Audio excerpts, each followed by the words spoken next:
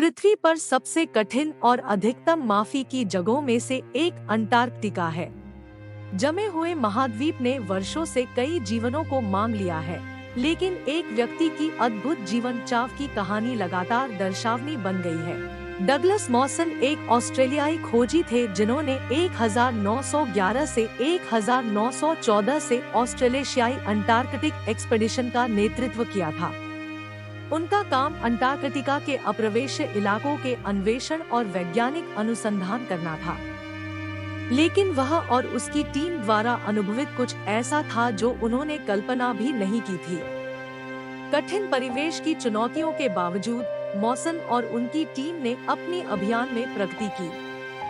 अनुभवहीन क्षेत्रों को मैपिंग करने और महत्वपूर्ण वैज्ञानिक अनुसंधानों का कार्य योजना करना, लेकिन एक अभियान उनकी जीवन बचाने के कौशलों का कोई अन्य जैसा परीक्षण बन गया। अभियान के दौरान मॉसन और उनके दो साथियों ने अंटार्कटिका के अनजाने क्षेत्रों का अन्वेषण करने के लिए निकल दिया, लेकिन एक टीम सदस्य की मौत हो गई और उन्हें अपने बहुत से आपूर्तियों को खो देने का सामना करना पड़ा। उन्हें वापस लौटने के लिए मजबूर होना पड़ा, लेकिन ब्लिज़र्ड में भटकते हुए वे खो गए और बर्फ पर एक सप्ताह से अधिक समय तक फंसे रहे।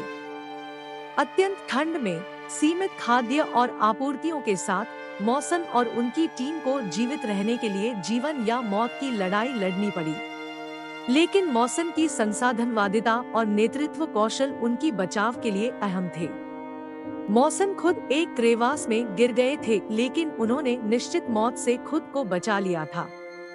उन्होंने अपनी स्लेज और रस्सी का उपयोग करके बाहर निकलने के लिए पहाड़ चढ़ने का साहस किया था। फ्रॉस्टबाइट और गैंग्रीन से पीड़ित होने के बावजूद वह जीवित रहने के लिए अपने अपने टोंगे काटने से घबराते नहीं थे।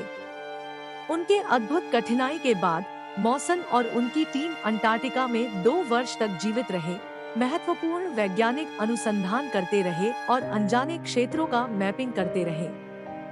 उनकी जीवित रहने की वजह सावधान योजनाबद्धता, संसाधनवादिता और अभिनय प्रतिबद्धता के एक संयोजन का था, जिससे वे विपरीत परिस्थितियों को परास्त करने में सफल रहे। धरती के सबसे कठोर वातावरण में डगलस मॉसन की जीवित रहने की कहानी है।